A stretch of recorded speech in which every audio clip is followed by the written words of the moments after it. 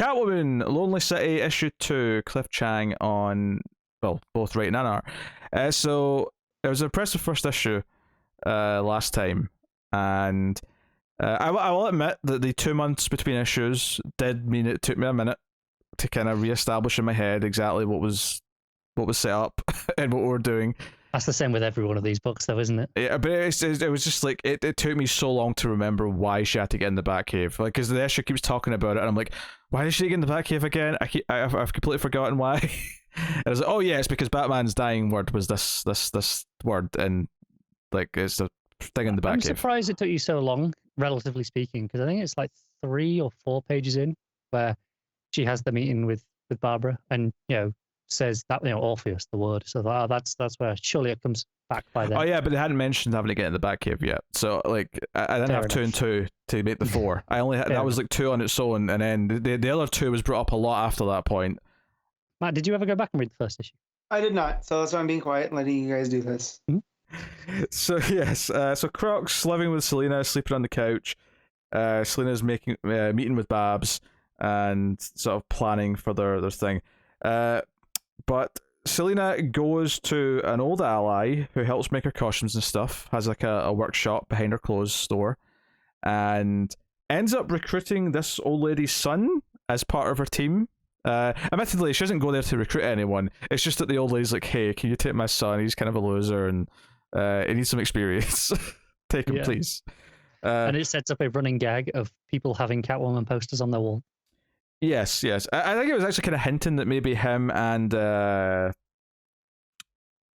forgotten her name, but the younger woman who we get to later, Edward's daughter, Riddler's daughter.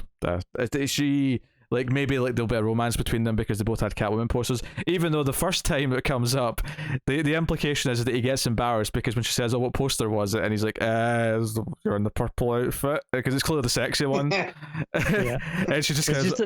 I appreciate that there's just a hint of which cover it is in this one, and there's not on the other one because it's just like you know which one it is by that point. Yeah, but she sort of he gets really embarrassed. He's like, "It's okay, Winston," and she kind of like just like lets him off the hook. But later on, when when the other girl mentions that she had a Catwoman poster, she's like, "Oh, what was it?" And she's like, "Oh, it's the one with the red sky. You have the goggles." And she's like, "Oh yeah." I'm assuming it's the Adam Hughes one. Yeah, but she looks over at Winston, who's like overhearing this, and goes, "Well, that's a good pick." Choice, yeah.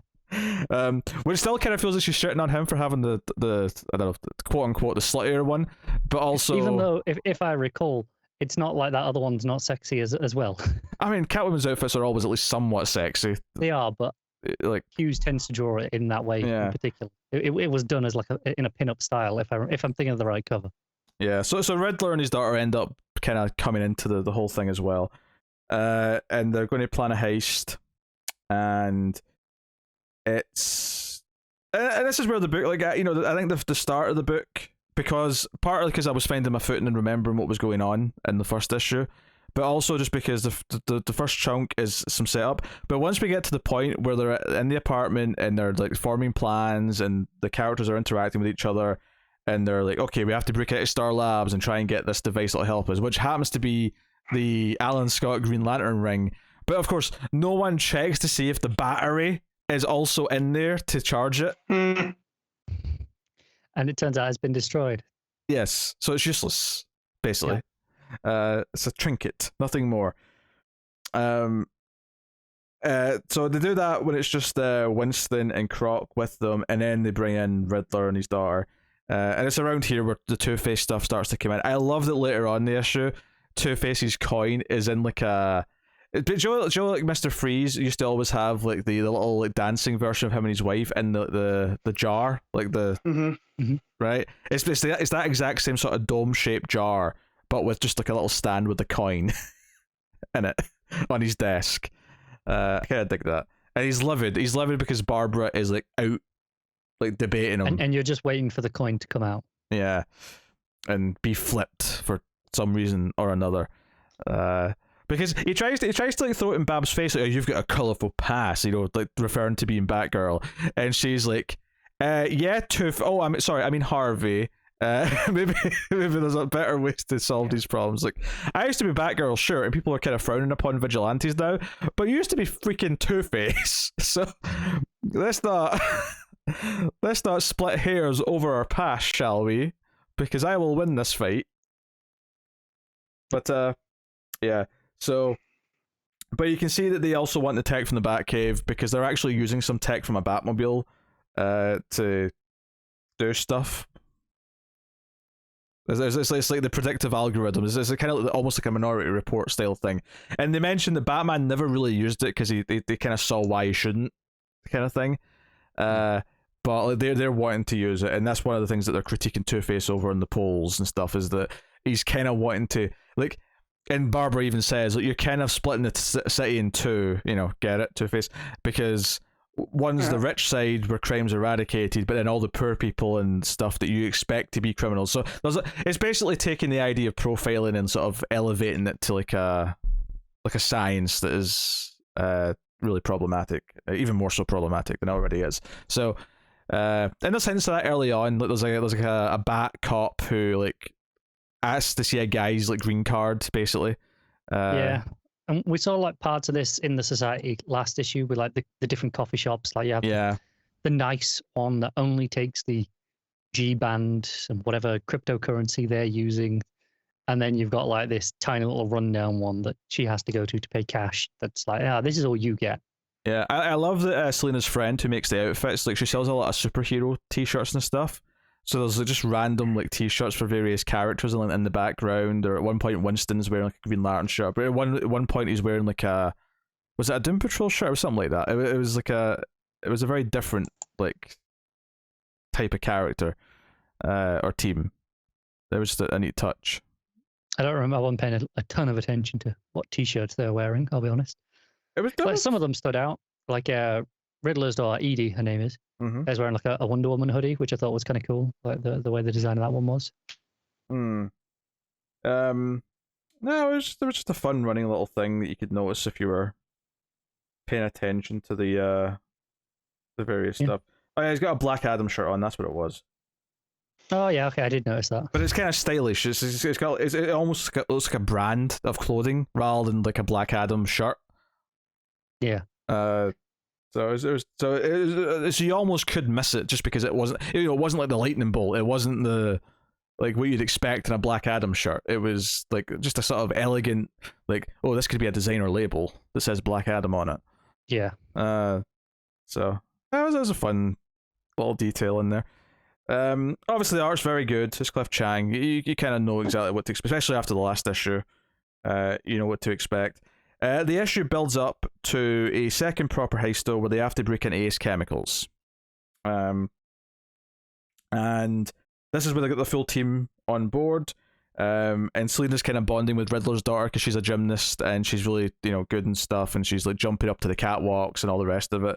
And Selina even noticed that she's not as she doesn't even know if she was ever as quick or as agile as what this woman is. Like she like even in her prime might not have been able to keep up with her. Which, again, is a big selling point. But it's a really fun sequence where they're running from guards and they're parachuting out like Ace Chemicals, and like someone's asking like, hey, didn't the Joker get like made here? Like, wasn't this where his origin came from? Yeah, I love it when Croc comes up out of the water in an Ocean Master shirt. So it's a nice touch. Yeah. Obviously, he's transporting stuff in the water because he can swim really fast. He's he's Croc. Yeah, that's a good thing. I will say I wasn't necessarily in love with this book's version of Poison Ivy. I think it's. Do you know what? I get it. It's very different, but I don't hate it. Because they go. She's in a different country. Was it Brazil? Was it Brazil? Yeah. And she grows coffee beans basically out and makes a fortune from coffee beans. Okay. Because we see the fancy coffee shops that we're seeing, Lady Green Beans. Yeah. Is her. Clearly not my favourite version of Poison Ivy, but I've just mixed Poison Ivy with coffee, and Matt is perked up. He's basically thinking, this is the erotic fan fiction that I have always wanted. Get out of my brain. But yeah, so yeah, basically Edward's daughter is Edie, I might say. Yeah. She like asked Lita to train her, and she's like, I'm not going to say no, but I'm not saying yes yet. Okay. So they're setting up this sort of, this friendship there, this mentorship that we might have. And I think that's my favorite thing about the book so far is this weird like heist team vibe that we're getting from all these characters interacting. You've got Old Man Riddler with his daughter, you got this kid Winston, Croc, and they're all kind of bickering, but in a kind of a fun way, and they're bouncing off of each other.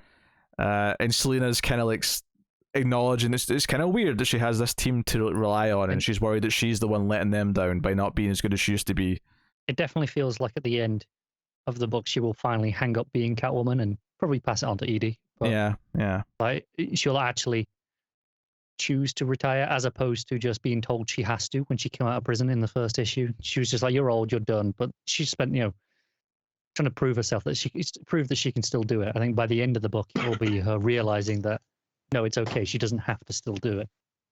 Yeah. The book ends with Harvey's support team saying you need like a simpler, better like slogan to try and beat Babs because she's beating your ass. And this is when he smashes his glass case, he pulls out the coin and says, how about this? Harvey Dent, the only choice, as his hand is covered in blood because he just smashed glass with it. So it's basically suggesting that Harvey next time is probably going to go a bit more Two-Face in terms of how he acts and what he does. Yeah.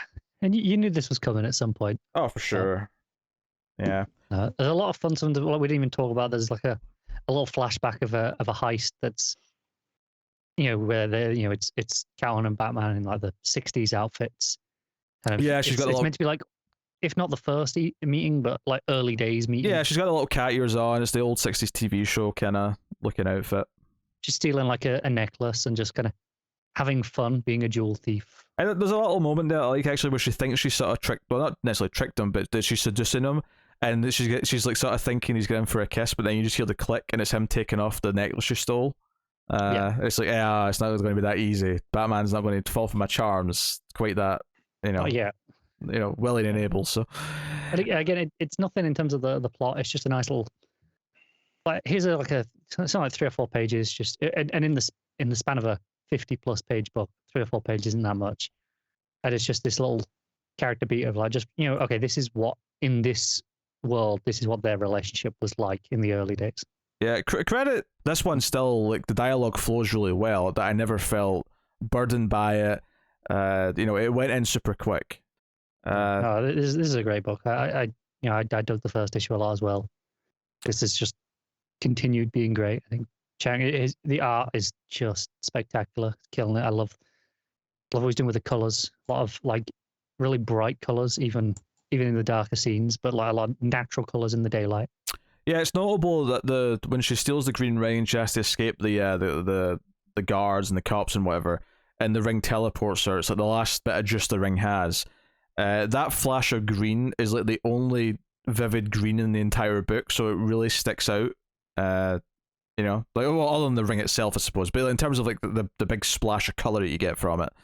Yeah, I think you get something similar towards the end when we're in Ace Chemicals, but again, that's the idea of it's a very unnatural place, all these chemicals. It's a very different, unnatural style of green, as opposed to, because there are a lot of greens in the book. I mean, obviously, like Croc, for example. Yeah, but he's very muted. He's a very muted, like skin tone green, as opposed to this like almost splash of just green paint that you get from the other effect. So, really, really neat stuff, and how it's using that. So.